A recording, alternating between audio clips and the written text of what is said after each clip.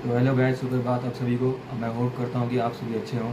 मेरा नाम है संबित जैना। तो वैसे तो मैं एक मेडिकल स्टूडेंट हूँ, पर मैं इतिहास का भी बहुत शौक रखता हूँ। तो मैंने सोचा क्यों ना आप सभी को इतिहास के सारे डायनेस्टी के बारे में बताऊँ। तो आज ही डायनेस्टी के बारे में मैं आपको बताने वाला हूँ, उसका नाम है हरियन डायनेस्टी। तो ये बात है 500 BC की, जब हमारा भारत 16 महाजनपदों में डिवाइडेड था। 16 महाजनपदों में से सबसे शक्तिशाली महाजनपद बना मगध। ये जो आप एरिया देख सकते हैं सर्कल में, वही है मगध महाजनपद। तो ये सबसे शक्तिशाली महाजनपद बना। अब मगध के शक्तिशाली होने के 3 कारण हैं। सबसे पहला, ये 3 नदी के किनारे बसा हुआ था, जिनका नाम है सोन, चंपा और गंगा। तो इन तीनों नदी के होने के कारण क्या है, उस जगह को अच्छा प्रोटेक्शन मिला। दूसरा, यहाँ पे बहुत सारे आयरन ओर पाए गए। आयरन ओर पाने के कारण क्या हुआ, जिससे तलवार बनाने में आसानी हुई। तो इससे क्या हुआ कि लड़ाई करने में ईजी हुई और फर्दर कॉन्क्वेस्ट के लिए फर्दर ईजी हुआ। और तीसरा कारण, यहाँ पे एफिशिएंट रूलर के कारण, जिनका नाम जैसे कि बिम्बिसार। तो बिम्बिसार एक बहुत अच्छे डिप्लोमेट भी थे और बहुत अच्छे कमांडर भी थे। तो उन्होंने क्या किया था, बहुत सारे मैट्रिमोनियल अलायंस किए थे। तो पहला मैट्रिमोनियल अलायंस उन्होंने किया था वज्जी की राजकुमारी चलना देवी से। तो क्या हुआ था, इससे उनका नॉर्दर्न फ्रंटियर जो है वो सिक्योर हो गया था।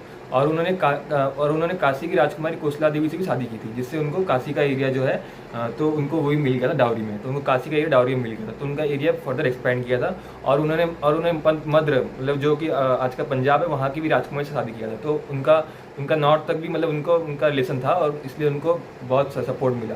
और वो एक बहुत ही एफिशिएंट कमांडर इसलिए थे क्योंकि उन्होंने एक स्टैंडिंग आर्मी रखी थी अपनी। स्टैंडिंग आर्मी मतलब पहले के ज़माने में क्या होता था कि लोग आर्मी को स्टैंडिंग आर्मी नहीं रखा करते थे, मतलब ऑन द टेम्परेरी बेसिस रखा करते थे आर्मी को। मतलब जब जरूरत होता था तभी लड़ाई करने के लिए उनको बुलाते थे, नहीं तो उनको रखते नहीं थे। लेकिन उन्होंने स्टैंडिंग आर्मी रखी थी।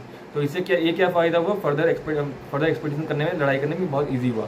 तो उन्होंने अंग महाजनपद को जीता था। अंग मतलब जो आज के वेस्ट बंगाल वाला इलाका। हाँ, तो अंग को जीतने के बाद क्या हुआ, अंग मतलब जो आज का बंगाल का एरिया है, तो अंग जीतने के बाद क्या हुआ कि उनको ट्रेड करने में ईजी हुआ, क्योंकि उनको बे ऑफ बंगाल एक्सेस मिल गया था। तो उनको ट्रेड करने में बहुत ईजी हो रहा था। तो इससे क्या हुआ कि मगध बहुत जल्दी बहुत बड़ा इकोनॉमिक पावर बन गया। और इस इकोनॉमिक पावर बनने से क्या हुआ कि मगध में बहुत अच्छा डेवलपमेंट हुआ। और बिहार एक बहुत अच्छे डिप्लोमेट भी थे, क्योंकि क्या होता था कि मगध और अवंती मतलब जो आज का उज्जैन वाला रीजन है, उसका हमेशा उसके साथ युद्ध चलता रहता था। ठीक है, तो युद्ध चलने के कारण क्या होता था कि उन दोनों में हमेशा युद्ध चलता रहता था, और दोनों ही बहुत बड़े महाजनपद थे और बहुत शक्तिशाली महाजनपद थे। तो क्या हुआ, एक बार अवंती के राजा चंद्रप्रद्योत की भी बहुत तबीयत खराब हो गई। तो बिम्बिसार ने सोचा कि ये रिश्ता ठीक करने का अच्छा मौका है। तो बिम्बिसार ने क्या किया, अपने सबसे अच्छे वैद्य को अवंती में भेजा।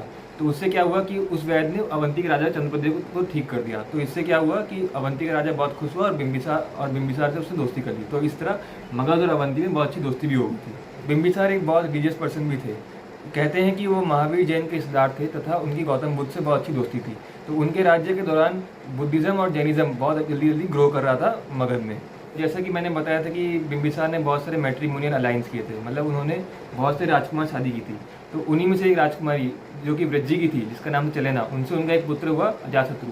और अजातशत्रु के जन्म के समय ये कहा गया था कि ये लड़का आगे चल के बहुत खून बहाएगा। तो अजातशत्रु की माँ यानी चलेना ने उन्हें जंगल में छोड़ दिया था। पर बिम्बिसार अपने पुत्र से इतना प्यार करते थे कि वो उसे जंगल से वापस लेके आए। और उन्होंने देखा कि उसकी तो एक उंगली, यानी ये वाली जो छोटी सी उंगली थी, वो टूट गई थी। तो इसलिए अजातशत्रु का नाम कुनिका रखा गया। मगध बहुत जल्दी एक्सपैंड कर रहा था और वो बहुत जल्दी प्रॉस्पर भी कर रहा था, और उसमें सब कुछ अच्छा ही चल रहा था। पर ऐसा कहते हैं ना, खुशी का समय ज़्यादा नहीं चलता, तो बिल्कुल ऐसा ही हुआ। तो बिम्बिसार की गौतम बुद्ध से बहुत अच्छी दोस्ती थी। और गौतम बुद्ध का एक बड़ा भाई था जिसका नाम था देवदत्त। तो गौतम बुद्ध की प्रसिद्धि को देख के, मतलब गौतम बुद्ध इतने फेमस हो रहे थे, उनका नाम हो रहा था, इससे देवदत्त चिढ़ता था। तो देवदत्त, जो कि खुद भी एक साधु था, पर वो असल में साधु नहीं था, उसके साधु जैसे तो उसमें कोई गुण नहीं थे। तो देवदत्त ने क्या किया, सोचा कि गौतम बुद्ध के तो अच्छे फ्रेंड है बिम्बिसार। तो देवदत्त जो है वो बिम्बिसार से चिढ़ने लग गया। वो बोलता था कि मैं तो गौतम बुद्ध का दुश्मन हूँ, और ये क्यों गौतम बुद्ध को इतना पसंद कर रहे हैं। हाँ, तो क्या हुआ, देवदत्त जो है बिम्बिसार को मारने के लिए प्लान करने लग गया इस कारण से। तो देवदत्त ने क्या किया, बिम्बिसार के पुत्र यानी अजातशत्रु को उसी के पिता के खिलाफ भड़काया।